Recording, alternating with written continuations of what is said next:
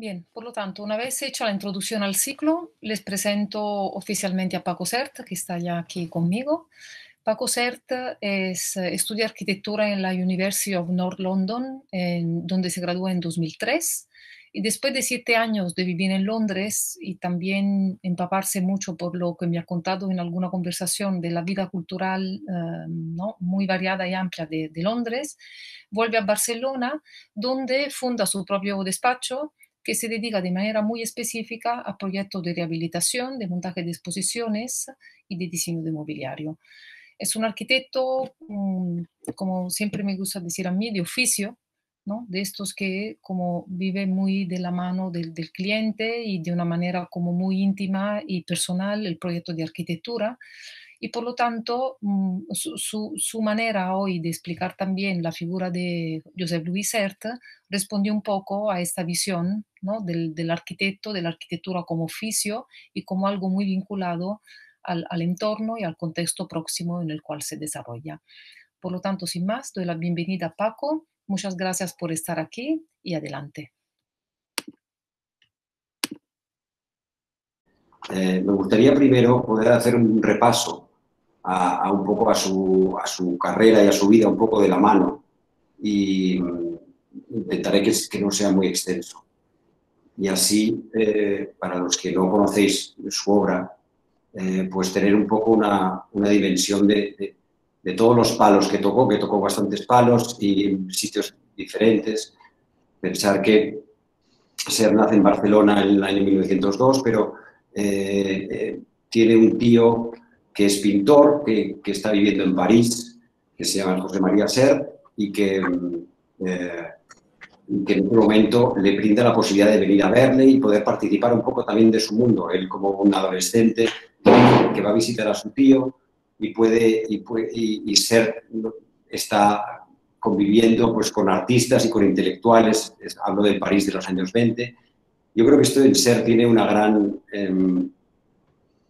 influencia, el ver ese mundo de artistas libres que hacen realmente lo que quieren y que no les importa lo que piensen los demás, que esa era un poco la actitud que había entre los artistas en aquella época en el París de los años 20, ¿no? Eran muy pocos y se conocían todos. Y de alguna manera el tío y sobrino conviven y el tío le hace partícipe un poco de ese mundo a su sobrino, ¿no? Con lo cual, aquí tenemos una imagen de su tío. Probablemente esta imagen sea como de los años, pues de esos años 20, quizá 30. Los murales. Su tío era un pintor muralista que tuvo encargos por todo el mundo. Este me parece que es si alguna vez habéis estado en el Rockefeller Center y habéis estado en el basement, en la entrada, no en el basement, perdón, en la entrada hay todos unos murales. Pues esto yo creo que era una foto que se hizo en el taller previo a la colocación de esos murales. Bueno, y en uno de esos viajes que hace a París frecuentemente, solía ser sobrino, ahora ya hablaré de ser sobrino, solía moverse mucho, mirar libros, ir a librerías y entrando en una librería se encuentra con este libro y con otros libros de Le Corbusier y entonces se produce como una revelación, podríamos decir, ¿no? El vuelo a Barcelona, ya por ese entonces está estudiando arquitectura, y entonces lo comparte con todos sus compañeros de estudios. Todos están alucinados con lo que están viendo, ¿no? Sobre todo con lo que se estudia entonces, en lo que se estudiaba entonces en la Escuela de Arquitectura en aquella época, ¿no? En los años 20. No sé, eso soy yo que se oye. Bueno, total, que este y otros libros de Le Corbusier que había publicado por aquel entonces ya, no se cortan un pelo y se ponen en contacto con él y le intentan convencer para que dé unas conferencias en Barcelona. Primero pasa por Madrid, da una conferencia en Madrid, pero estamos hablando del año 28, aquí lo pone, en la Sala Mozart, el 15 y 16 de mayo, le van a buscar al tren, a la estación de tren, le pasean por la ciudad, bueno, es todo una alfombra roja para el gran maestro, ¿no? Están todos alucinados con él y yo creo que es el principio de una estrecha colaboración que tiene con Le Corbusier, que la tendrá hasta el final de su vida. Colaboraron desde ese momento, más o menos, hasta muy poco antes de morir Le Corbusier, siempre tuvieron proyectos en común.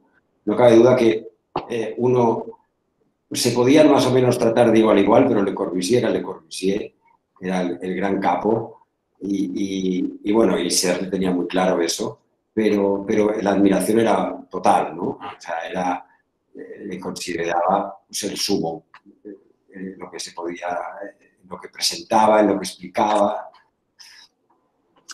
Tanto es así que él le pide si puede trabajar con él, el otro acepta, y esta es una foto de Serre, seguramente en el año 29, ya por entonces el despacho de Le Corbusier era muy internacional, ya era conocido por jóvenes ávidos de nuevas ideas, de nuevas formas, de nuevas maneras de entender la arquitectura y no tenía ningún problema en que viniera a trabajar para él. Y de hecho, Serre está trabajando en ese despacho durante un tiempo, exactamente no sé cuánto, pero iba y venía, tenía una relación, se hizo muy amiga de Charlotte Perriand, vivía en casa de Charlotte Perriand, de hecho, eran muy amigos, se hicieron amigos trabajando en el despacho y mantuvieron la amistad siempre. Y de hecho es desde el despacho y cuando todavía no ha acabado la carrera, empieza a proyectar sus dos primeros proyectos, que son estos dos. Uno es del año 29, que es el de la izquierda, que son las viviendas de la calle Rosellón, y el de la derecha son también los apartamentos en la calle Montaner. Uno del 29, uno se acabó el 29, otro el 30, pero más o menos se proyectan un poco a la vez. Y de hecho son bastante son las dos caras de la misma moneda, ¿no? En aquel entonces Serre tenía dos grandes influencias. Por un lado, el movimiento de la Bauhaus y toda la vanguardia centroeuropea, con todas su rigidez formal y sus dogmas estrictos, y también con toda su vertiente social. Y luego, por otro lado, estaba Le Corbusier, que de alguna manera ejemplificaba pues, el artista libre, el artista que se podía expresar con total soltura, la libertad ante todo, el gesto, el dominio del gesto. Y aunque parezcan que son aquí en estas fachadas, que pueden ser bastante iguales, ya vemos que la de la derecha pues, ya tiene la ventana alargada, como los balcones en esquina, y empiezan a caber como ciertos gestos, los cuerpos que salen hacia afuera, mientras que la fachada de la izquierda, que es la de la calle Rosellón, pues... Abre tu micrófono, porque aquí se oye mucho ruido de... No sé, ¿me oís mal? No, no, sí.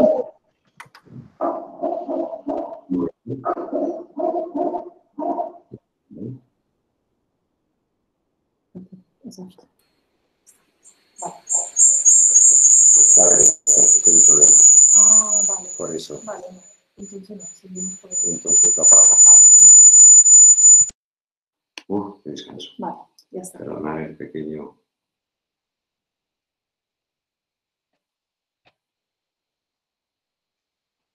Seguimos aquí. Sí. De hecho, como veis en la foto de la calle Rosellón, que todavía estaba en obras, no se había acabado, ya veis que en la pared medianera ya se intuye, y de hecho esa es la idea del proyecto, es que hubiera otro edificio completamente gemelo, o bueno, como un espejo de este, que generaría otros par de patios. No quiero discutir ahora, meterme un poco en el proyecto en sí, pero estas son un poco las dos influencias que tiene Serre en este momento. Y como primeras obras, pues no dejan de ser dos ejercicios de estilo, pues que pueden tener sus fallos, son primeras obras, etcétera, etcétera, pero ya con esto está dejando claro qué es lo que le interesa, ¿no? aquí vemos la típica foto, incluso copia Le Corbusier. Le Corbusier era conocido por poner siempre un coche de aquel año, de último modelo, para ver lo moderno que era su edificio. Y al final ha pasado lo contrario, que el edificio sigue siendo muy moderno y lo que ha quedado desfasado es el coche, ¿no? Pero o sea, la intención con el tiempo ha sido totalmente denostada, vaya.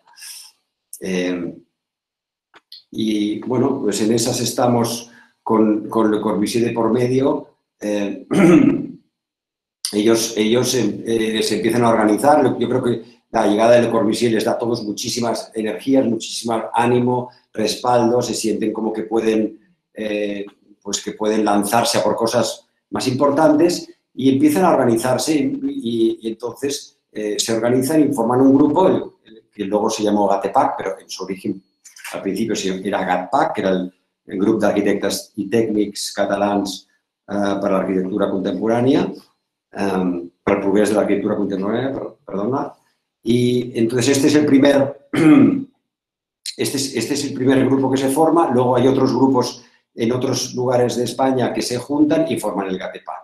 Y el órgano un poco de difusión de todos sus proyectos, sus intereses, pues es esta revista que se llamaba AC, Documentos de Actividad Contemporánea, como veis aquí, y que duró hasta el año 35, hubieron 25 números y había de todo, desde exposiciones de arte hasta, pues no sé, viajes, pero bueno, siempre dentro del marco del arte y la arquitectura, fotografía, etc. Ya veis aquí en la propia portada de la C cómo ya, aparte de enseñar la fachada de la tienda que tenía en el Paseo de Gracia, la repiten 3 veces, como dando a entender que a ellos lo que les interesa es el mueble que se puede producir en serie y consideran que la arquitectura también se puede producir en serie. Esta es una vertiente un poco, una vertiente importante que tienen todos este grupo de arquitectura, ¿no? La máquina de habitar, que decía Le Corbusier, ¿no? Pero en este caso serializada, ¿no? Intentar modernizar, convencer a los constructores pues, de que construyeran de otra manera, fabricaran de otra manera, etcétera, etcétera, ¿no? Incluso llegaron a organizar como una marca para producir y vender muebles modernos, que se llamó MIPA, Mobles y Decoració de la Vivenda Actual, en el que vendían pues, desde sus propios diseños hasta diseños de ahí, como se ve aquí, Otoneto, Alvarado, etcétera. Por otro lado, el omnipresente Le Corbusier en aquella época pues, abre un poco las puertas a SERT y a otros miembros a formar parte un poco de los organismos internacionales de vanguardia, ¿no? El CIAM o el CIRPAC, que era como el órgano un poco más director un poco de los CIAM, pues les abren un poco las puertas a SERT y a otros miembros también destacados del GATPAC a formar parte de él, ¿no? Y esto de alguna manera a SERT como le da la impresión de que el mundo se ha abierto, de que el mundo se ha abierto para él, sobre todo, y de que puede aspirar a muchísimas más cosas dentro del contexto un poco político de la época. Estamos hablando de unos años antes de la Guerra Civil. Hay un gobierno progresista en la Generalitat que les escucha y que de alguna manera les puede encargar proyectos o tienen una cierta consonancia en lo que uno propone y el otro le gustaría ejecutar y entonces en ese marco se empieza a diseñar el Plan Macià, que es un plan que llevan a cabo miembros del GATPAC con Le Corbusier, un plan para modernizar Barcelona, un plan un poco salvaje en algunos aspectos, monumental también podría decirse en otros, pero al fin y al cabo lo que es como la manera de decir que Barcelona ha entrado un poco en el discurso de vanguardia europeo, ¿no? Con la llegada de un joven, también joven, aunque era un poco mayor que ellos, Le Corbusier, ¿no? Aquí vemos que incluso está Gropius y, bueno, García Mercadal, que era otro miembro del GATEPAC. Pero bueno, Gropius y Le Corbusier a los lados del presidente Macià, pues, quieras o no, estamos hablando de como las dos grandes figuras de la arquitectura contemporánea, de la arquitectura de vanguardia en ese momento, ¿no? Este es el diorama que hicieron, que pintaron a mano los miembros y dibujaron a mano los miembros del GATPAC, sobre todo Torres Clavé, que fue un miembro muy importante del GATPAC, y más que nada para que os hagáis una idea de en Barcelona, sí, está el Eixample, lo veis, pero de repente hay unos edificios aquí absolutamente gigantescos. Pero bueno, estos rascacielos aquí en la costa, que bueno, parece que se haya adelantado a lo que al final ha acabado ocurriendo de otra manera, pero era como una antesala, no sé si está en la retina de mucha gente. Otro edificio muy importante en esta época es la Casa Bloc, que todavía existe aquí en Barcelona. Aquí vemos una imagen como del interior y otra del exterior. Un edificio, tampoco me quiero extender mucho en este tema, pero bueno, muchos lo conoceréis y claramente denota un poco el interés por la arquitectura social que tenían todos los miembros del GATPAC, ¿no? En el fondo fue un momento súper productivo, muy politizado, en el que se dedicaron a hacer pero muchísimas escuelas y hospitales y un poco arquitectura de carácter público y con un gobierno progresista que les favorecía y que hacía posible que estos proyectos se ejecutaran. Pero Sert no pierde de lado mucho que un poco la arquitectura popular. Siempre es una constante en la arquitectura de Sert. Y el primer proyecto en el que eso se ve plasmado es en estas casitas que hizo en el Garraf del año 35. Son unas casitas como de fin de semana, pero ya incluso en esta foto que se ve aquí ya es como que la casa está partida en dos, ¿no? Es como la base de piedra y el resto pues de obra acabada, enliscada y todo blanca y todo pura y todo... O sea, eso como, está como, ya empieza a querer decir algo con este mensaje, ¿no? Con este proyecto. Son como que la arquitectura popular y la arquitectura contemporánea, moderna, no, en el fondo no son opuestas. Tienen bastantes elementos en común y por lo menos tienen, aunque una es una arquitectura producto del proceso de los siglos y la otra es una arquitectura de rompimiento, las dos pueden tener elementos muy, muy comunes, ¿no? Y este es un proyecto en el que claramente luego te puede recordar incluso a las casas de Pepsimo, que ya veremos después, ¿no?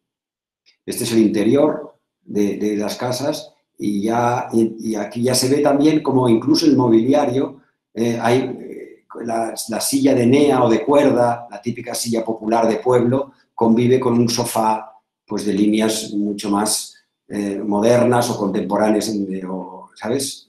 Mucho más actuales, ¿no? Es una mezcla, incluso la lamparita que cuelga del techo parece como un quinquel de estos de pueblo, ¿no? Como si no hubiera llegado la electricidad, que seguramente a lo mejor no había ni electricidad, ¿no? Pero también está este carácter austero, este carácter profundamente austero de esa arquitectura. Sí, una cosa que no he dicho al principio, que me gustaría haberla dicho, pero siempre estoy a tiempo, es que cuando hablaba de repasar la figura de Sert y me viera el pelo con este proyecto que estoy comentando, por tres razones. Un poco la arquitectura de Sert yo le considero, Sert era un arquitecto sumamente racional, o sea, aparte de ser racionalista, era un arquitecto sumamente racional, austero y comprometido. Yo creo que estas son tres características de su arquitectura y de su persona. Y estas características son las que de alguna manera me gustaría enfatizar que hoy en día pueden tener una gran validez, ¿no? Por eso mi intención como un poco de recuperar esto que estoy diciendo. Bueno, aquí vemos que en los números posteriores de la revista C se ve clarísimo, ¿no? Dedicado a la arquitectura o al arte popular, y llegan a decir cosas como la arquitectura popular sin estilo y los objetos de uso doméstico de los lugares apartados de los centros de civilización conservan una base racional que constituye la esencia de su expresión. Obviamente la retórica es como muy de la época y quieren, las verdades son directas y no hay medias tintas, ¿no? Pero ya en estos números que él dirigía bastante, la revista, ya se nota bastante qué es lo que le interesa también. O sea, no es un arquitecto que abrace la causa de la vanguardia sin mirar atrás, ¿no? Y estábamos en el año 35, otro proyecto muy interesante, clave yo creo en toda su obra, es el pabellón de la República del año 37 en la Exposición Internacional de París. En este proyecto, que es básicamente una caja, un contenedor, una caja con una estructura metálica que sirve pues, para denunciar los horrores de la guerra civil. Ya por entonces la guerra ha empezado, estamos en el año 37, y el gobierno de la República le encarga a Sert y a Luis Lacasa, que era el otro arquitecto también, pues que hagan este proyecto. Y Sert lo concibe de esta manera. Traer a los artistas y que los artistas de gran renombre por aquel entonces ya, como Picasso o Miró, denunciaran la guerra civil y las atrocidades de la guerra. Aquí vemos el interior de la caja, debajo de la caja con el Guernica al fondo, y aquí la fuente de mercurio de Calder.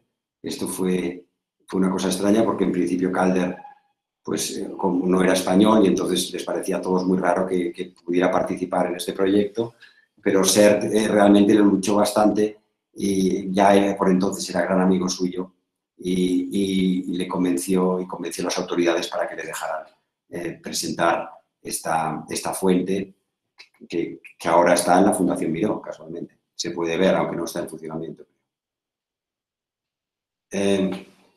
Una vez se acaba este proyecto, Sert ya no puede volver a Barcelona por la guerra civil, reside en París, pero en París también lo tiene complicado, estamos hablando del año 38 o así, y entonces, de alguna manera, él que había estado muy implicado en los CIAM, sobre todo en el Congreso, en el CIAM de Atenas, en el que pues se habla de está específicamente se habla de todo el tema de la problemática urbana y de urbanística y cómo solucionar los problemas de las ciudades, básicamente europeas, y Sert, de alguna manera, es el recogedor de todas estas ideas que se presentan y presenta, ayuda de alguna manera a editar estos textos, y esto acaba siendo un libro, que es este libro, en el que él recoge un poco, no es una cosa puramente suya personal, pero recoge un poco el pensar y el sentir un poco de la vanguardia arquitectónica con respecto al futuro de las ciudades. Voy a parar aquí para un pequeño... Bueno, estamos en el año 39, se tiene que acabar exiliando, empieza la guerra en Europa, la Segunda Guerra Mundial, y se tiene que exiliar también. Ya se exilia la primera vez de España, ahora se exilia de París y escoge como destino Nueva York. Nueva York, como muchísimos otros personas de la Europa, de Europa que artistas y arquitectos que tuvieron que huir de París y de otros lugares de Europa y todos acabaron, o muchos de ellos acabaron en Nueva York. Así, Serge se sentía de alguna manera, tenía un mundo ahí en común, gente que ya había conocido en París, con lo cual fui ahí y no estaba solo. Pero ya había conocido a un arquitecto que había hecho también un pabellón en la exposición de París, se vuelve a reencontrar con él en Nueva York.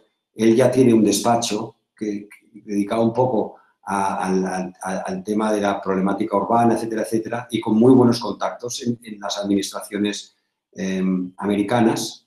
Y entonces, junto con él, montan la TPA, la Town Planning Association, que será pues, como un despacho dedicado a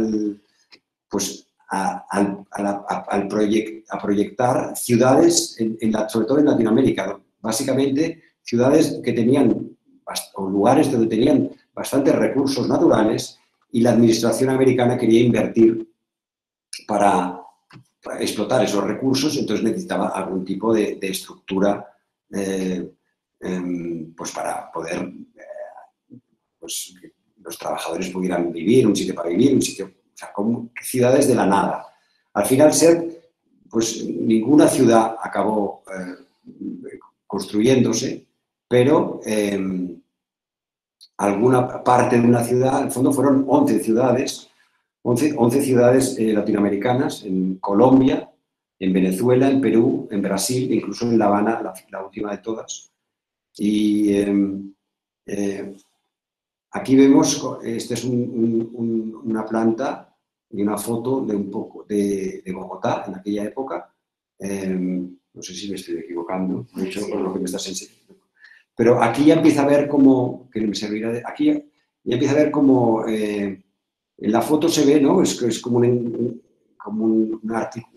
grid de estos, como de casas con sus patios, pero todo como bastante caótico, y en fondo yo creo que hace como una interpretación oxigenada y moderna de las necesidades de los espacios, y el patio no cabe duda que es el elemento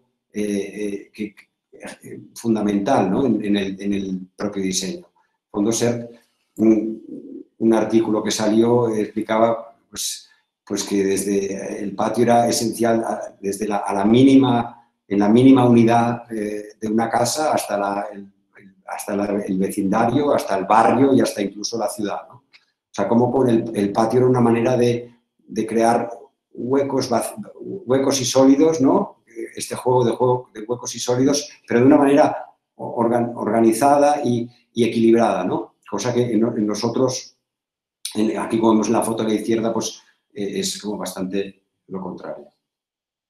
De hecho, se vuelve a reencontrar con Le Corbusier para hacer este plan regulador de Bogotá y el plan director de Bogotá.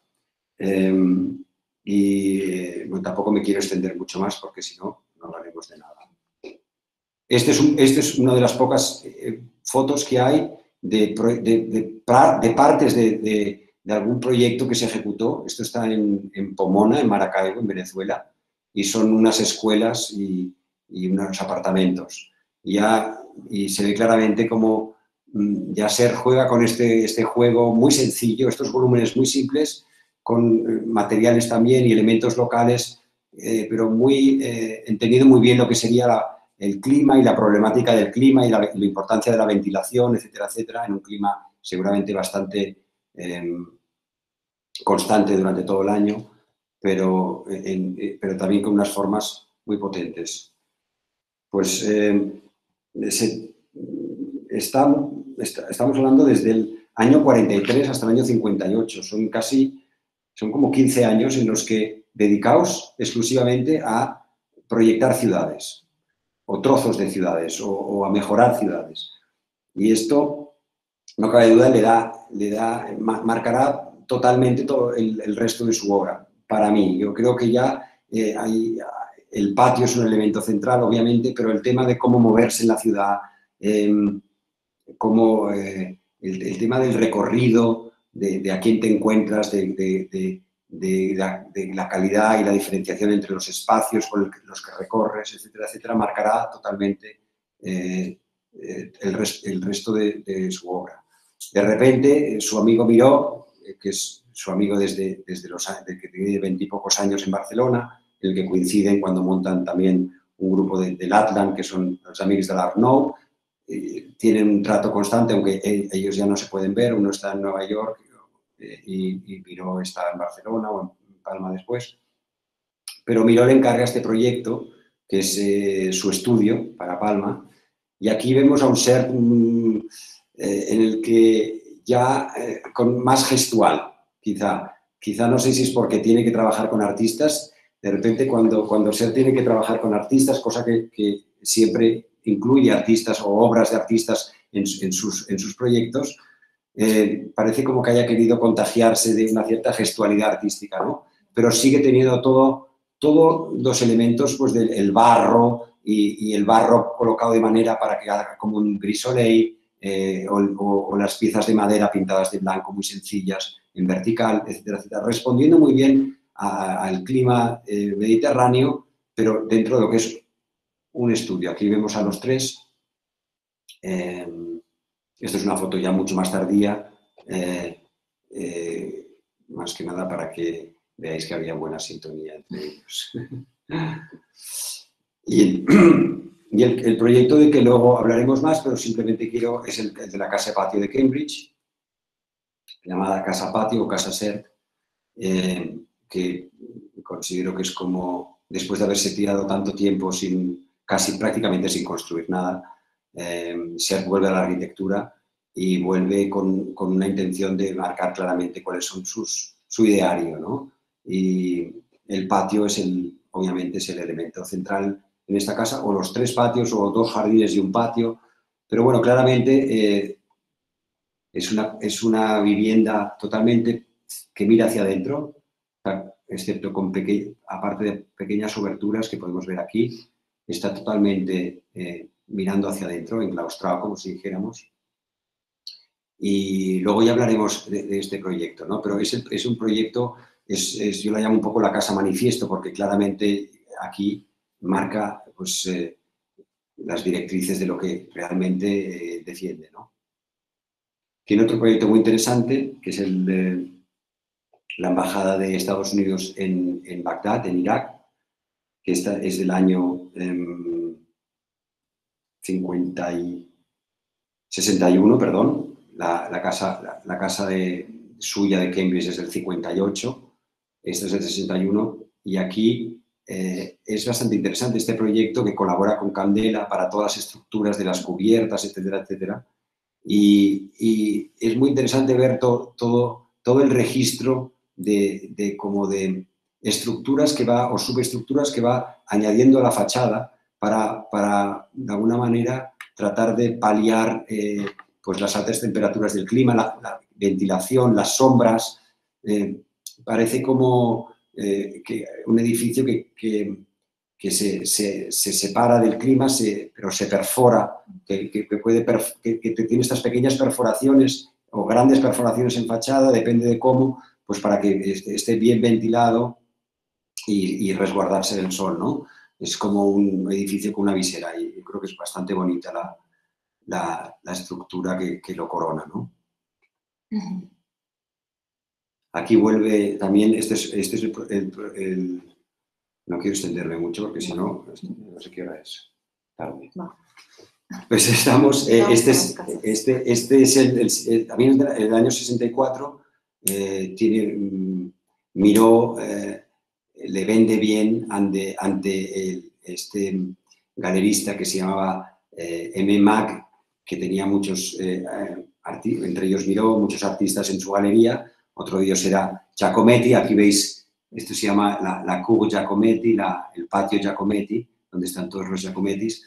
Pues Miró le propone a M. Mac que le encargue a Sert esta fundación, que es una fundación que está en el sur de Francia, en medio de un bosque en un alto, y básicamente Sert vuelve a trabajar otra vez con artistas, otra vez gestos arriba, que parece como si se quisiera contagiar un poco de los gestos artísticos de los que se rodea, pero su arquitectura crea ese espacio para el mundo del arte, ¿no? Y vemos después con la Fundación Miró será la obra, digamos, que también sigue en esa línea.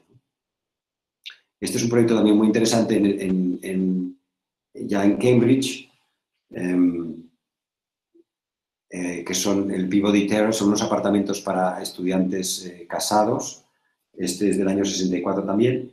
Y es muy interesante, esta es la fachada, esta es una de las torres, básicamente parece como unas torres verticales, otras torres tumbadas, y ese juego de verticalidad y horizontalidad genera toda una serie de patios y de huecos, que al final son los espacios públicos por los que ellos se mueven, la gente se mueve, y de una manera bastante abierta y libre, ¿no?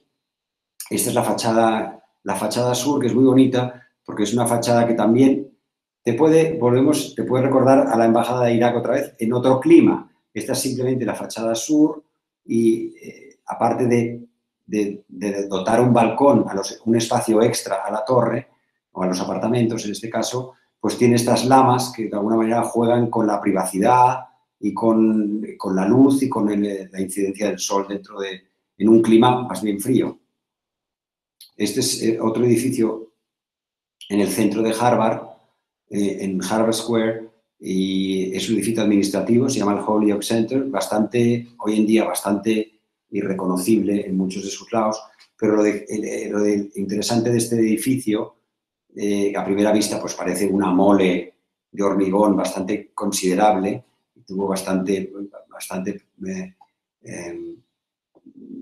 controvertido en su época, un edificio con tanto de hormigón en un sitio como Harvard, que está lleno como de arquitectura que los americanos consideran antigua, todo lo antiguo que pueden ser ellos. Pero es muy interesante porque esta es la planta y una vez entrabas dentro crea como una especie como de callejero dentro en la planta a cota de calle, ¿no? Nunca mejor dicho. Una manera de resguardarse, de estar protegido, habían tiendas, habían todo tipo de cosas o de espacios como que pudieran relacionarse con la gente que pasaba por debajo, y era una manera de no romper con esa mole un poco el recorrido, otra vez el recorrido con un edificio tan profundo y tan grande, ¿no? Los movimientos de la gente en una plaza de Harvard muy frecuentada, con mucha gente.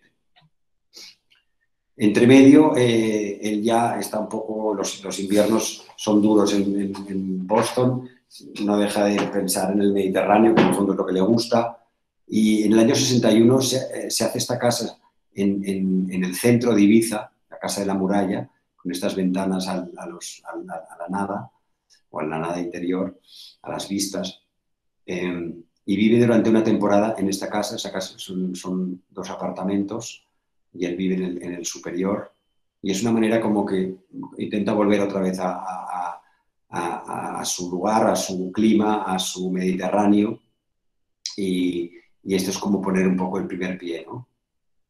Más adelante, ya desde ahí, busca un terreno y encuentra esta finca situada enfrente de la ciudad de Ibiza, en Punta Martinet, y entonces ahí convence, o no creo que tenga que convencer mucho, pero se lo propone a una serie de amigos y de colaboradores y familia, y entonces se hacen toda una serie de casas que aquí parece como, la intención un poco que tenía es que parece como que sea un poblado que va como creciendo sin fin, pero en el fondo son casas unifamiliares, cada una con unos tamaños diferentes y con unos programas ligeramente diferentes, en función de que si eran una pareja o eran una familia con muchos hijos, etcétera, etcétera. Luego lo veremos un poco, pero es muy interesante ver cómo también en este proyecto él de alguna manera está presentando una urbanización con sus propias reglas, ¿no? En los estatutos de la urbanización no podían haber muros, no podían haber separaciones físicas de ningún tipo entre las casas, y esto lo podías conseguir si era gente un poco afín, que se conocían, y era como como si tú tuvieras un buen rollo con tus vecinos de al lado y entonces pues puedes convivir fantásticamente, ¿no? En el fondo, él se creó su propio mini ciudad, como si dijéramos, ¿no? De la manera en que yo quiero y con la gente que yo quiero, ¿no? Y esta es una de sus últimas obras, que es la Fundación Miró. Vemos como otra vez el patio como eje central cuando el edificio es un poco profundo y el patio te da tanto a la hora de resolver problemas. Es esencial a la hora de ventilar, es esencial a la hora de iluminar, es esencial a la hora de separar y de unir a la vez en un momento dado, sea visualmente o sea físicamente. Y bueno, ahora me gustaría hablar con un poco más detenidamente de estos dos proyectos. Primero, el del año 58, la Casa Patio en Cambridge. La casa, él de alguna manera habla con las autoridades de la universidad y le propone que ellos paguen, le den un solar y que paguen el proyecto y que a su muerte lo volverá otra vez a propiedad de la universidad, ¿no? Y con esta triquiñuela pues consigue de alguna manera hacer este proyecto muy, muy, muy personal, que será su casa. En el fondo voy a hablar de dos casas, que son una casa que se hace en donde está trabajando, en Boston, en Cambridge, y otra casa que se hace en el lugar donde le gustaría estar cuando no está trabajando, y está cuando no está trabajando, y a la larga le gustaría retirarse, que es Ibiza. Uno no es buscado, el otro sí que es buscado, pero los dos están hablando más o menos de lo mismo, con materiales diferentes, quizá con actitudes diferentes, pero esta casa básicamente es una casa cuadrada, o bastante cuadrada, o rectangular, con un patio cuadrado en medio. Y vemos una cosa que Sert hacía mucho, aquí no se nota tanto, pero que esta es la entrada principal, esta es la entrada de servicio, que puede ser el coche, y entonces, tal como lo tiene organizado, es que los pasillos más o menos desaparecen. Y para que los pasillos desaparezcan, tiene que ver con, por ejemplo, esto no es un pasillo, simplemente es la cocina. Y entonces la cocina, que es muy interesante, simplemente como la hace que sea un lugar de paso. La cocina siempre tienes una cosa en un lado, una cosa en el otro, y entonces suprime el pasillo dentro de que es un pasillo, pero también es una cocina, ¿no? Esto es la entrada y la librería. Bueno, esto es el salón comedor, y aquí tenemos otro patio y otro patio, o otro jardín cerrado y otro jardín cerrado. Y en cambio, en esta parte de aquí, en esta área de aquí, están todas las habitaciones. Una habitación con su baño, otra habitación con su baño y otra habitación con su baño. Pero todas de tal manera que tienen vista a un lado y a otro, a lo mejor unas solo a un lado, pero genera este juego un poco y está a la hora de poner el patio, que es lo que es interesante. El patio sirve obviamente pues para iluminar, pues para ventilar, pero también sirve para separar. Yo creo que es como puede unir visualmente o separar físicamente, ¿no? Para que ciertas pues estancias de la casa no tengan que ver una con la otra, o sea, comer esté separado de dormir, etcétera, etcétera. Pero consigue separarlas y unirlas en un recorrido que puede ser circular, pero a la vez te permite salir hacia un lado o hacia el otro. En el fondo genera toda esta riqueza de posibilidades, incluso en la manera de entrar y de salir, en este caso por dos sitios distintos, o incluso una pequeñita puerta que podía haber dentro de los distintos patios, ¿no? Esta casa estaba previsto incluso también, sí, con esta idea de la repetición, de que pudiera ser un proyecto perdonar la imagen que es muy mala, pero que lo vende como una idea de que esto podía ser como el desarrollo de un proyecto que se iba como sucediendo, repitiéndose a sí mismo, ¿no? Aquí vemos el patio. Es una casa que está en Harvard y entonces ya no, obviamente no, los materiales con los que se construye, pues la madera, hace mucho frío, tiene que poderse calentar bien, pero puede entrar también el sol, está bien articulado todo el tema de la luz, del sol, cómo te puedes cerrar o abrir en un momento dado. También crea estas especies como de lucernarios, estos cuerpos en segunda altura para la entrada de la luz. Él también mezclaba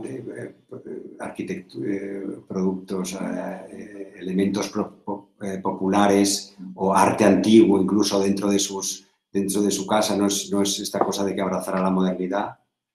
Aquí vemos la sucesión del patio, el espacio y otra vez el patio detrás, cómo le da esta profundidad a la casa y esta distancia a la vez, ¿no? Siendo una casa muy pequeña, que es una cosa muy curiosa, es una casa relativamente pequeña y esta sucesión de patios la hace muchísimo más larga, ¿no?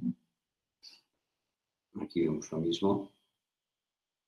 Esta es una maqueta para que un poco se entienda los cuerpos que se levantan, que es el salón y el comedor, que van a buscar vistas a otro lado. Pero en el fondo la casa es solamente esto y ni siquiera es o sea, el espacio interior es relativamente pequeño. El espacio exterior casi comparativamente es más grande, ¿no? Y ahora vamos al último, lo que quería comentaros en Capepsimo. Esto, si el año, la casa de Cambridge es del 58, esta casa es del 68, con lo cual son 10 años después. Construye toda una serie de casas, en total son 6 y unos apartamentos, con esta sensación de que un aparente poblado, ¿no? Como las parcelas no están separadas unas de las otras y la pendiente de la montaña genera como estos cuerpos, son como estas estructuras modulares que van creciendo, ¿no?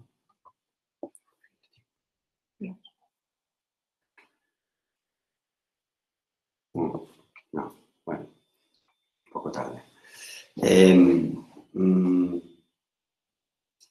Me gustaría, aquí veis un poco, no tiene nada que ver una planta aquí, no te indica nada, porque al ser un pendiente, como tú las percibes, al ser en pendiente y las carreteras ir como bordeando las casas, nunca lo percibes de esta manera, ¿no? Siempre parece como que una casa en la distancia detrás parece que sea la misma casa, pero no es la siguiente casa que está detrás de la carretera y parece como que sea una cosa que se vaya multiplicando sin fin, ¿no? En esta casa en todas estas casas utiliza el modulor como manera, como instrumento, como de proporción, tanto para los espacios interiores como exteriores, las alturas, todas de 2,26, las aberturas,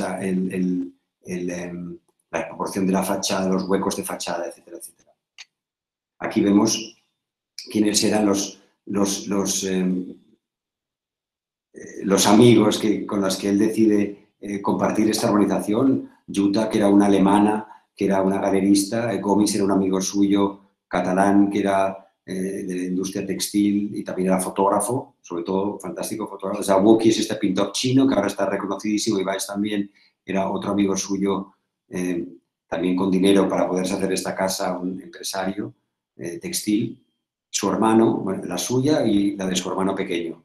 Y luego están los apartamentos funerales, que son estos de aquí, que luego os enseñaré cómo funcionan en vez de funcionar en horizontal, como en estas casas funcionan, dado que están en pendiente y hay escaleras, obviamente, pero estos, en cambio, los apartamentos funcionan en vertical, pero ahora os lo enseñaré. Este es Ser, seguramente en los años 70.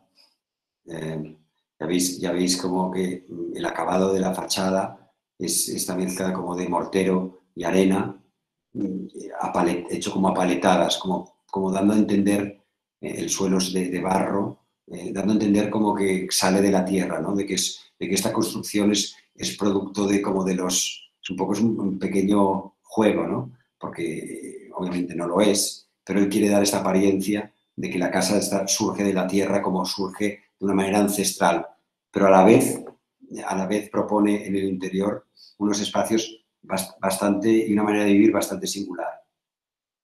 Por ejemplo, una cosa que tienen estas casas, todas, esta es la casa de él, del año 68, aquí veis las plantas, está dividida como podría ser este es un primer nivel, el nivel superior y este es el nivel de arriba, que esto sería una cubierta con una piscina y un cuerpo al lado de la piscina. Una cosa muy peculiar de estas casas, que las puertas solamente están en los baños y en los dormitorios. El resto de los espacios son huecos para pasar o huecos para ver, un poco como lo que estábamos hablando de la casa patio, que tenía esta secuencia de patio, espacio cubierto, patio, todas estas secuencias, de una manera en la casa patio más rígida, en esta es mucho más orgánica, porque aquí vemos que entras por aquí a la casa, aquí hay un garaje, esto es una torre de planta baja más 2, planta 1, planta 2, pero entras por aquí y están todos los dormitorios juntos de este primer cuerpo, del cuerpo importante de la casa. Todos los dormitorios juntos, que es una cosa un poco extraña, ¿no? Yo siempre he pensado. Pero en el fondo te permite utilizar la casa, es una casa relativamente grande, no sé cuántos metros cuadrados tendrá, pero con los patios y mal, seguramente 400 o así. Pero otra vez, los elementos exteriores a veces parece que les da mucho más importancia que los interiores. No son los espacios cubiertos como esta terraza de aquí, son lo que le da sentido un poco al espacio interior, ¿no? Y aquí volvemos otra vez a un patio por detrás y una terraza cubierta por delante. Son casas muy bien hechas, con una idea muy clara de lo que quiere conseguir. Están bien orientadas, están bien protegidas del sol en verano, están justo con la distancia de terraza suficiente como para que el sol entre en invierno y caliente la casa también. Están bien ventiladas, sabe muy bien el tamaño de ventana que hay que utilizar en cada momento, si son ventanas para ver, que normalmente las ventanas grandes siempre están en los espacios comunes y en cambio en las habitaciones siempre hay 2 ventanas para generar un poco de luz y ventilación, ¿no? O sea, tiene muy claro cuáles son su ideario a la hora de formular. Esta es su casa, esta es la foto desde el exterior, esta es la terraza de lo que se enseña con un patio abierto entre medio. Este es el interior. Hablo de que de repente un hueco se convierte en un banco y una chimenea con un hueco encima que también permite ver el que pasa por delante para que este muro no sea tan opaco, ¿no? Son como muros perforados que de alguna manera te llevan a recorrer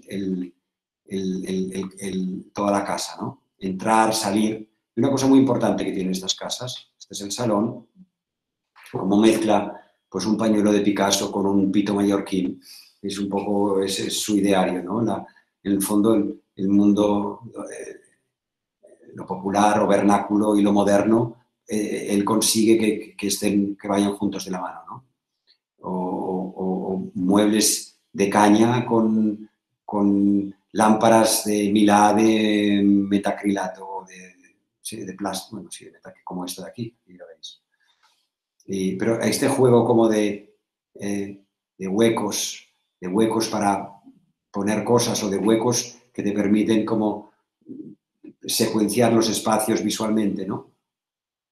Pero una de las cosas, si voy a la planta otra vez, un segundo, que es muy interesante en las casas de ser es que puedes, por ejemplo, entras por aquí, que es muy interesante, pero aquí ya hay una puerta que puede salir al jardín, si sigues subiendo y apareces por aquí, también puedes salir aquí a la terraza y aquí otra vez al jardín, también puedes salir por esta terraza, esta no, pero sales hacia detrás hay otro patio, subes por estas escaleras, llegas aquí y entonces la cubierta ya se convierte como una especie como de plataforma plana.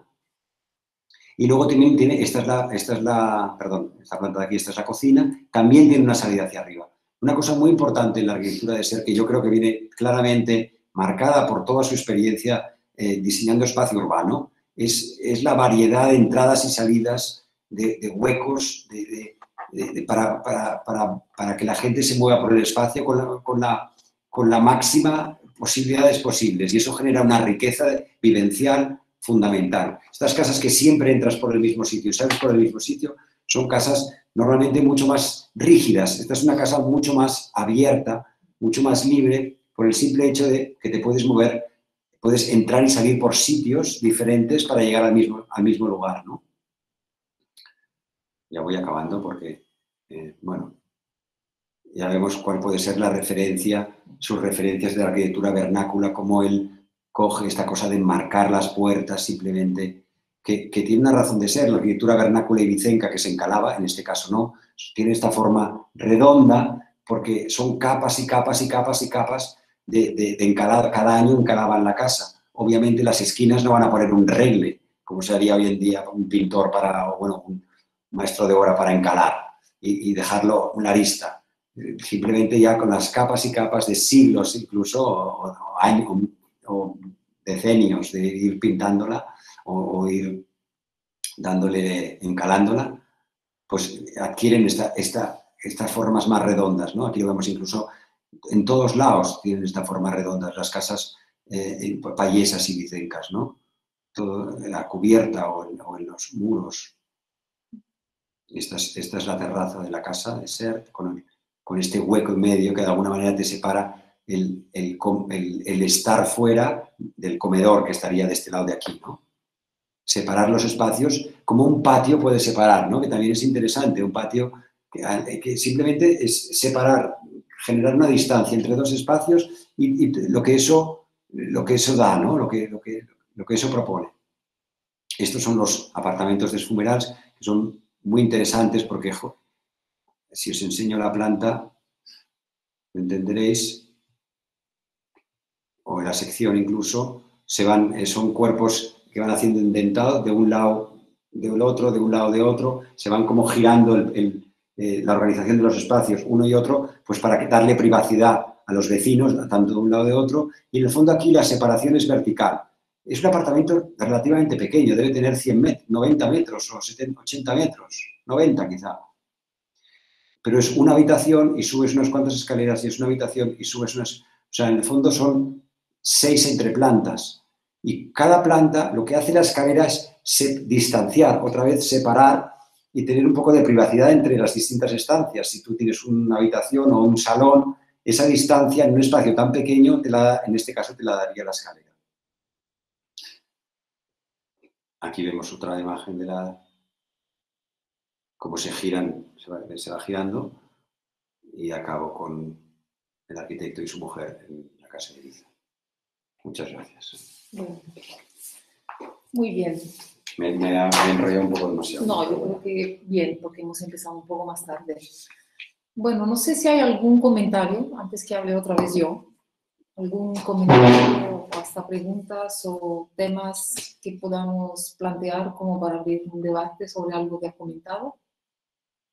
No sé si los más implicados del curso podrían empezar.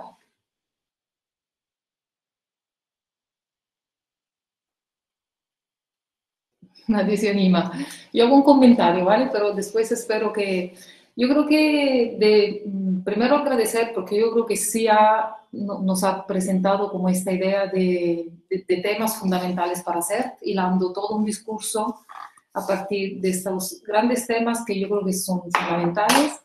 La aproximación a distintas escalas, ¿no? Continuamente estabas nombrando la importancia del mobiliario, de la arquitectura, del urbanismo, la importancia de referirse a las artes. Claro, también CERT tuvo la suerte de rodearse de personas de mucho calibre en el campo artístico y por lo tanto todo eso se reflejaba también en sus intereses, ¿no? En la manera en que el arte se reflejaba en su vida.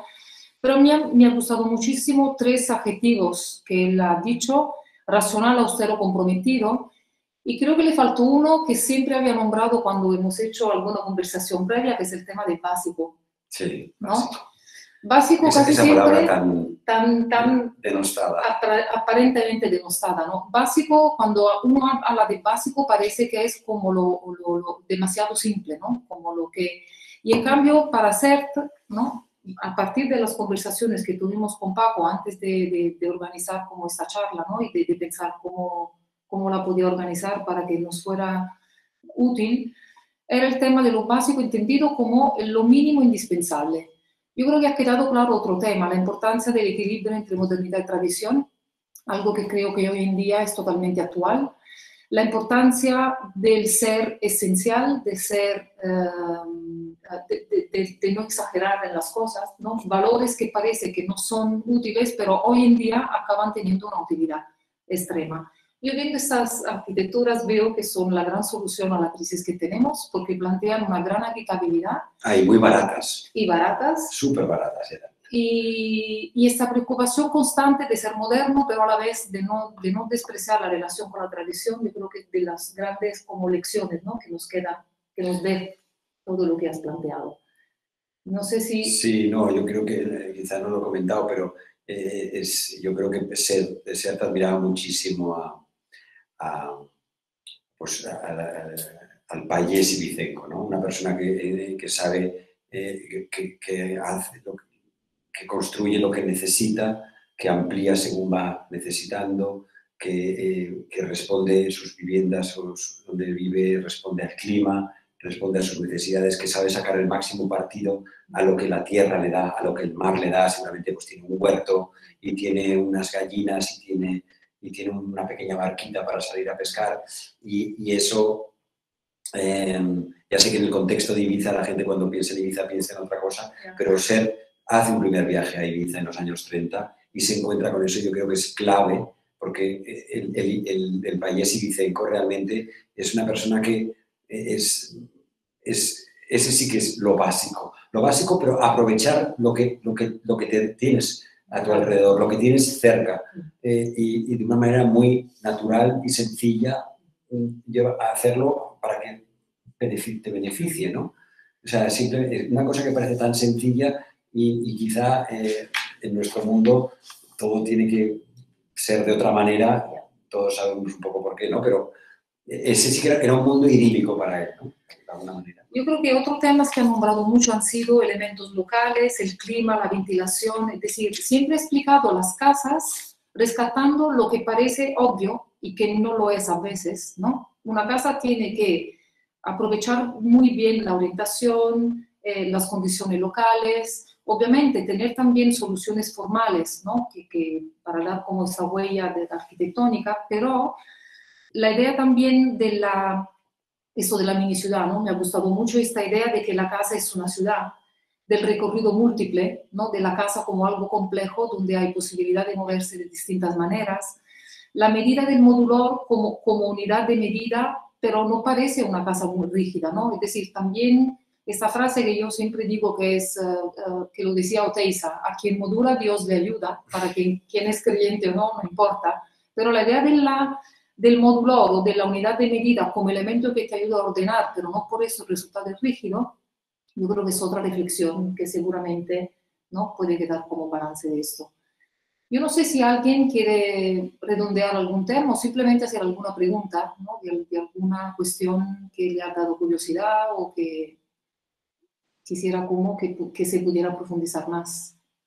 Yo, si os va bien, yo quería preguntar, bueno, más que preguntar, como hacer una reflexión y a ver cuál es tu opinión, Paco, de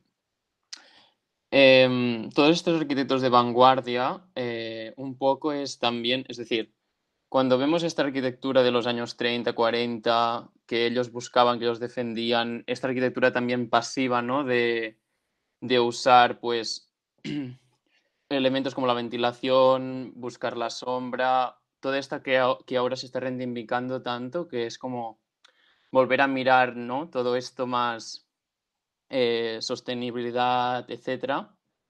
pero al mismo momento ellos siempre estaban a la vanguardia, nunca le daban la espalda a la vanguardia, nunca le daban la espalda al último grito para decir algo de la técnica, y aunque buscasen esa arquitectura vernácula al mismo momento, ¿no? Tradicional, siempre le daban ese giro moderno, ¿no? de lo que lo contemporáneo te da. Y mi pregunta sería que, bueno, mi reflexión sería que ahora mismo, si ellos vivieran en los tiempos que estamos viviendo nosotros, si ellos metían el coche, que en ese momento era, por decir un ejemplo, ¿no? Que ese momento era como la muestra de modernidad, actualmente entiendo que ellos también adaptarían la arquitectura a los cambios tecnológicos, es decir, ellos igual, claro, me refiero que este momento, ahora estas casas pues son económicas, ¿no? Como decías, eran casas muy económicas, pero ahora mismo con los cambios y la tecnología y, por ejemplo, seguramente si hubiera existido el doble cristal con la cámara de aire, él lo hubiera puesto, lo hubiera usado. No, para hacer una reflexión, no hubiera usado el aire acondicionado porque para él buscaría alternativas pasivas, pero sí que usaría la nueva tecnología, el high-tech, o igual que ponía, pues, no sé cómo decir, la lámpara de resina o de metacrilato de autor X, pues también pondría la última tecnología seguramente de autor X. Me refiero, no sé cuál es tu reflexión o qué piensas.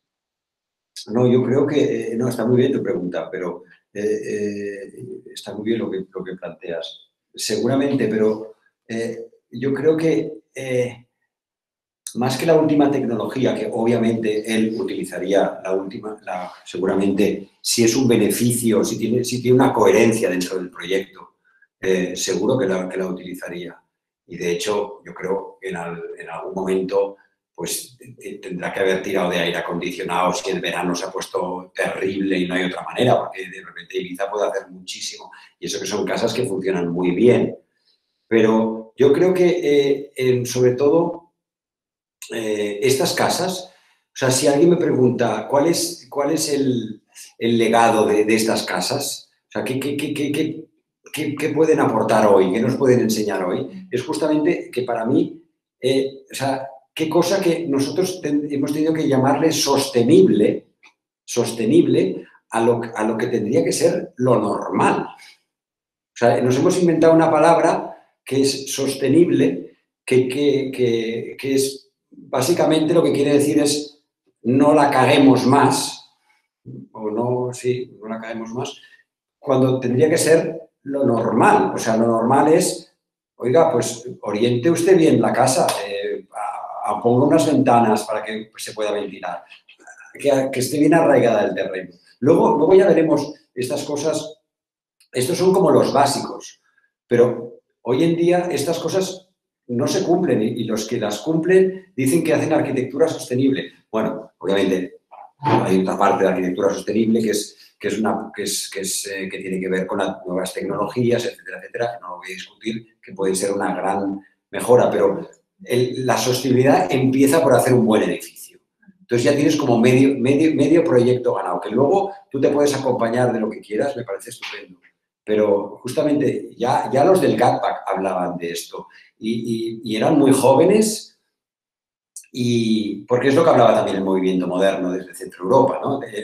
Ellos copiaban un poco este mensaje, ¿no? Pues que las casas se han vuelto en unos lugares oscuros y como unos lugares incluso más de representación, pero las clases más desfavorecidas no tienen ni los mínimos necesarios para poder vivir de una manera sana, ¿no? Pero yo creo que si algo se puede reivindicar de todo este tipo de arquitectura, aparte de que sean arquitecturas que más o menos reconocidas por su estética, por su valor formal, etcétera, etcétera, en este caso, en estos proyectos están concentrados en solucionar problemas, porque en el fondo la arquitectura tiene que solucionar una serie de problemas que existen a todos los niveles, ¿no? Pero estos son los básicos, los primeros. ¿Sí? Una vez solucionemos los básicos, los primeros, ya podemos jugar con otras cosas, pero los básicos tienen que estar.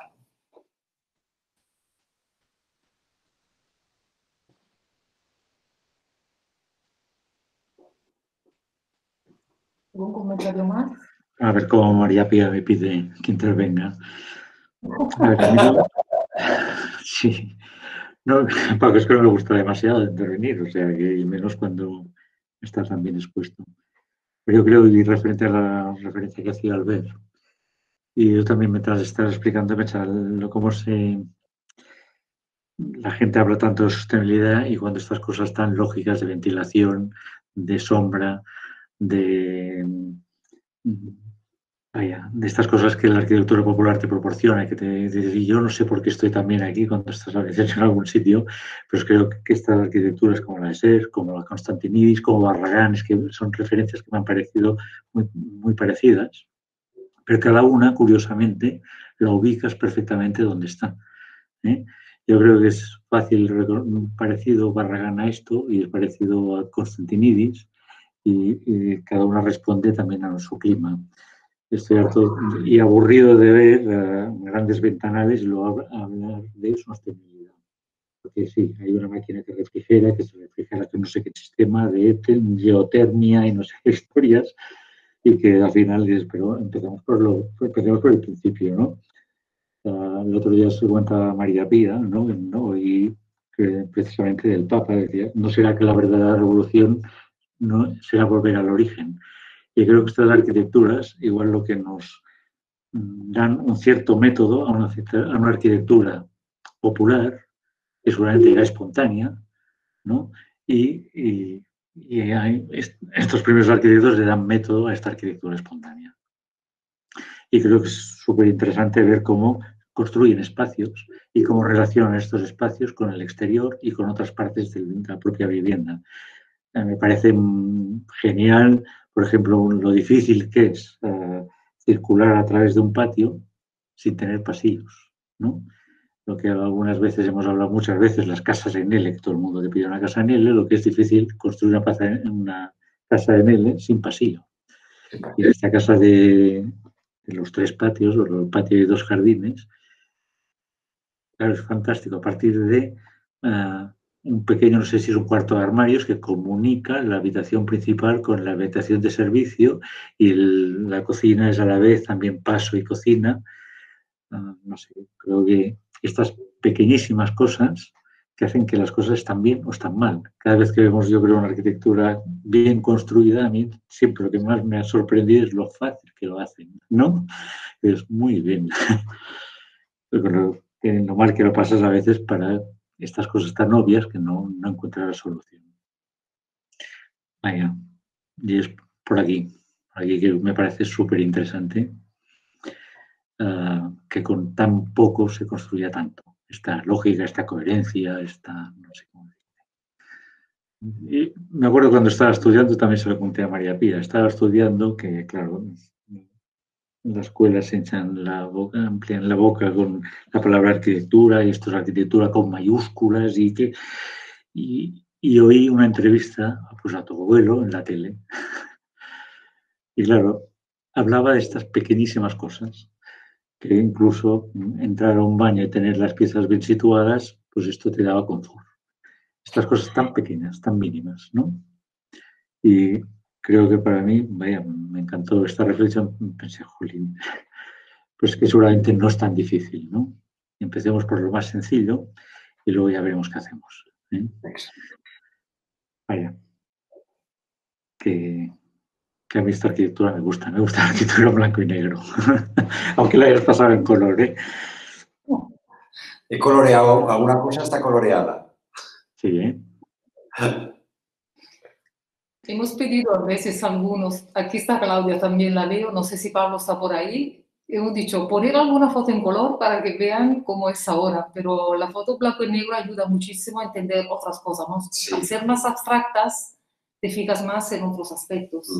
La de color te ayuda a situarla, a comprender el tema de la vegetación, de los materiales. Pero bueno, son también 2 formas de comunicar. Bueno, yo creo que... Me gustaría hacer una pregunta. Sí. Si podías decirnos, Paco, ¿cómo ves la conservación de las obras de Sert pasados todos los años a ahora en la actualidad? ¿Cómo veo? Perdona si no te he oído bien. ¿Cómo ves, pasados los años, en la actualidad la conservación de las obras de Sert? Bueno, hay un poco de todo. Hay, por ejemplo, se puede visitar un piso en la Casa Bloc y esto, la verdad es que es una gozada poderlo. La gente que lo ha hecho han podido, lo han hecho de una manera muy inteligente, que se han ido, la Casa Bloc hay la tira de pisos, se han ido como intentando negociar con los otros pisos y les darían cosas originales que les faltaban a un piso que querían arreglar. Y de muchos pisos han conseguido hacer uno más o menos original, con todo original. Y esto es muy interesante. Luego hay otros edificios pues, que pueden estar en peor estado, pero bueno, yo creo que, sobre todo en Barcelona, bastante bien, yo creo. Bueno, quizá la Fundación Miró no soy muy partidario de todo lo que se ha hecho, pero bueno, por lo menos es una institución que más o menos es dinámica, dinamiza la ciudad y está muy activa, ¿no? Precisamente desde la Fundación Miró, ¿qué piensas de que estén pensados los lucernarios, todo un juego de luz? Bueno, yo creo que pasa lo mismo con Gaudí, ¿no? Que pretender acabar la Sagrada Familia, pues, sobre todo por una banda por una serie de ingenieros, que nada tengo en contra de los ingenieros, pero se han sacado unos dibujos de Gaudí, de la manga, de no sé dónde, y están acabando la obra de Gaudí. Para mí es como acabar un lienzo de Picasso, ¿no? Bueno, quizá no es exactamente igual, ¿no? Yo creo que las obras se pueden ampliar y se pueden... pero lo que no puedes hacer es mimetizar lo que hizo en su día un arquitecto con muchísima personalidad y que una serie de años después lo intente mimetizar otro para ampliarlo, con el mismo lenguaje, con los mismos materiales, como para que no se note, ¿sabes? Esta cosa de, lo voy a hacer para que no se note. Pues esto es complicado. Yo siempre soy partidario de que se pueda ampliar, a lo mejor, pero marcando un poco la diferencia de lo que es la obra original a la obra ampliada. Tú te refieres a la ampliación, ¿no? Sí, la ampliación yo creo que no es muy afortunada. No me parece una obra muy afortunada, pero bueno.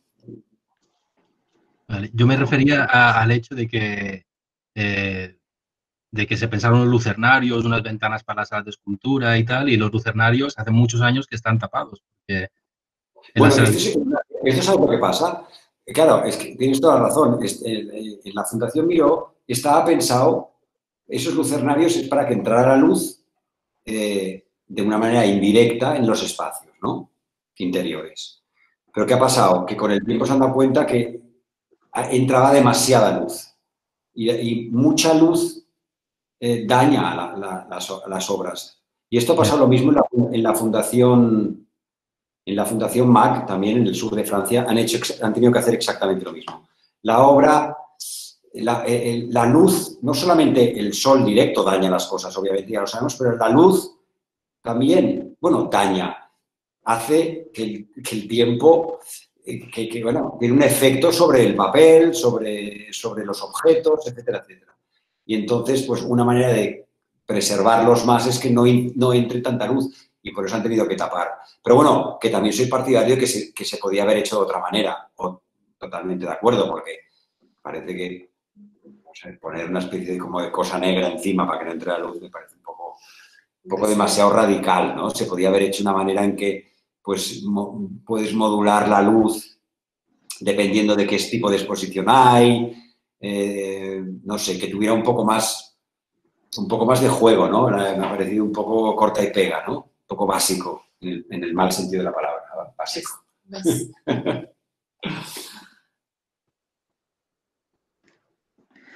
Y un poco una pregunta. ¿Por qué crees que está un poco olvidado? Cuando se habla de los grandes arquitectos catalanes, Sert nos está casi el último. Sí, totalmente. Seguramente me gustaría saber de todos los alumnos de este curso, ¿A quién lo conocen o quién les suena o quién han oído hablar de él? O sea, la generación, esta generación de ahora. Si quieren lo pueden hacer en chat, si no quieren hablar por micrófono, para hacer una encuesta rapidísima. ¿Quién lo conoce, quién no, o quién lo ha oído hablar? ¿No? Supongo que sí, en realidad lo conocen, pero no sé cómo. Yo, para mí, la Fundación Miró... No sé. Sí, però imagina't tu quan feies segon, tenies puta idea que eren cert. Home, sí.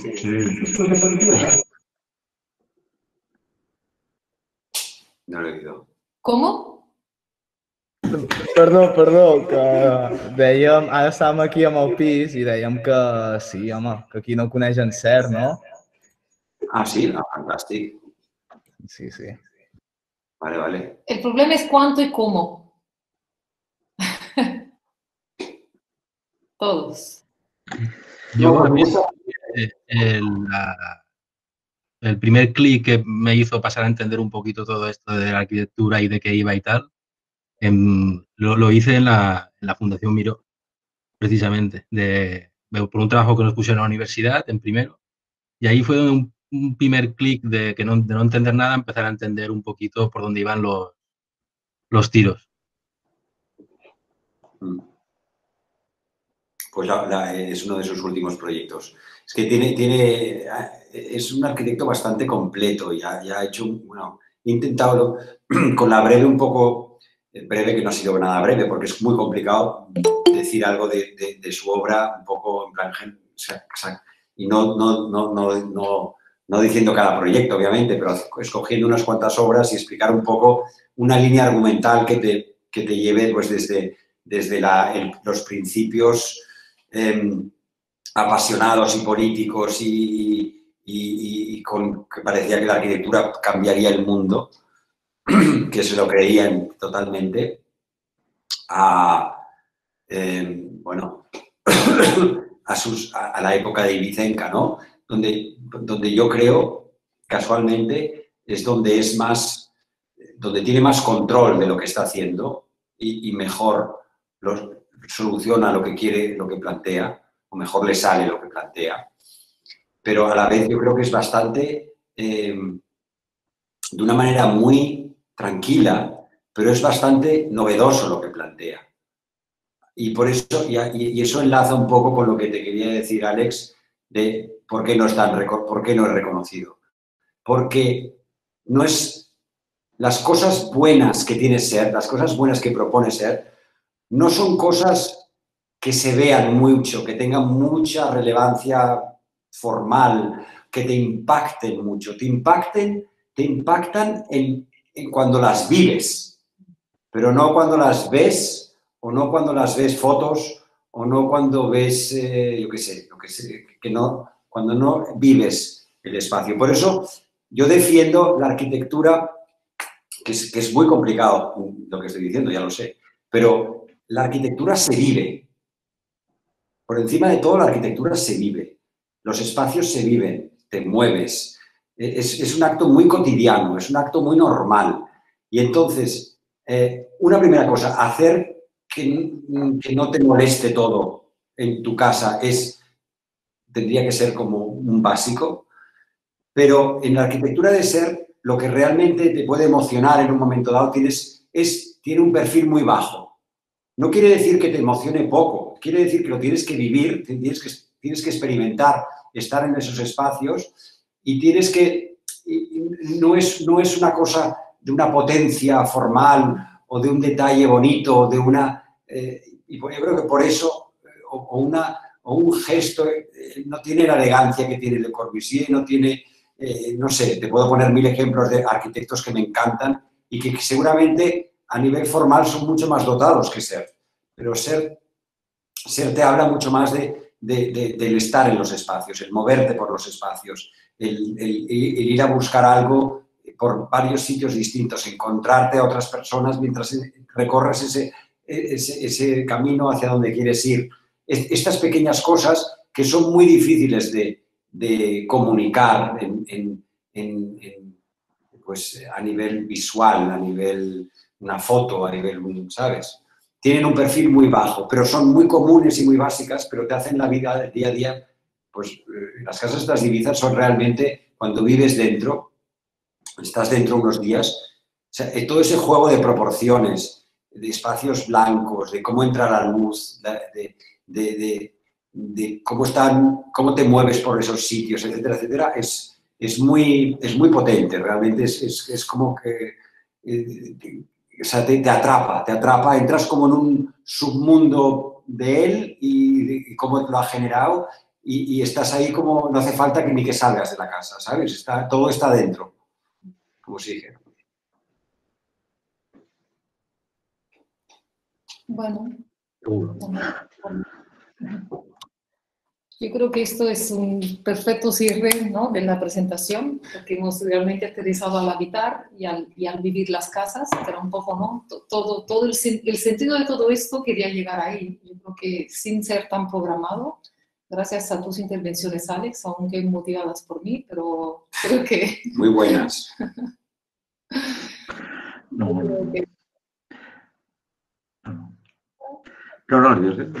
Lo que comentaba que se ha de vivir, yo creo que seguro que es así y que además es algo que evidentemente no se puede enseñar. Cuando vas a estar en un sitio donde se está bien y no sabes exactamente por qué. ¿Cómo comunicas eso? ¿Cómo lo pones en una revista o en un texto o en una publicación o en un artículo? Es muy complicado. Es muy complicado trasladarlo a la gente, poder comunicar eso. Es muy complicado. No, esto es imposible. No, pero claro, tiene una relevancia a nivel de urbanista que yo creo que no hay ningún otro arquitecto que lo tenga. Y es una cosa, claro, que te tienes que adentrar en su obra, porque si no, no lo conoces, ¿no? Arquitectos como Bonet o Coder, que son mucho más populares, igual porque volvieron, bueno, pues Ser también volvió, ¿no? No sé exactamente por qué. Porque yo te lo diré por qué. Porque es que quizá, es que a mí me gusta mucho, que me gusta quizá más también Coder que Bonet, ¿sabes? Claro, porque son los maestros de lo comunicable. Porque es muy bonito. Que claro, la arquitectura también tiene que ser bonita. No digo que la arquitectura de Ser sea fea, ni mucho menos, pero es una belleza que tiene mucho más que ver con el mundo interior de los espacios, cómo vives, etcétera, etcétera, y eso no es comunicable. Mientras que la otra belleza, la de Coder y la de Bonet y la de otros muchos, o Le Corbusier o bueno, tantos otros que son fantásticos arquitectos y que dominan la forma como nadie, pues es muy comunicable, la forma es muy comunicable. La vivencia no es tan comunicable. Entonces, por eso yo creo que existe esta cosa con Ser. Hay gente que lo puede parecer pues que no tiene movimiento, que no tiene un gesto, que no tiene fuerza, que es muy tranquilo, que está muy parat, no sé. ¿Sabes? Igual. Pues. Bueno, nos quedamos con esta duda abierta. Yo creo que es bueno como plantearlo, ¿no? Porque realmente, bueno, también sencillamente ha habido una crítica que no lo ha apoyado sencillamente como a los otros y ya está. Eso también tiene que ver. Puede ser, sí. Bueno, hemos llegado casi a las 9, yo creo que ha ido muy bien. Hemos tenido mucha asistencia y ya los dejamos reflexionando y pensando, ¿no?, en todas estas cosas que han salido. Y nada, les dejamos esta cita para el próximo lunes a la misma hora con la presentación de Claudia Rueda. Y nada, esperamos que les haya gustado y ya en parte ya más interna con el curso haremos comentarios. Gracias a todos y buenas noches. Gracias, hasta luego. Adiós, adiós.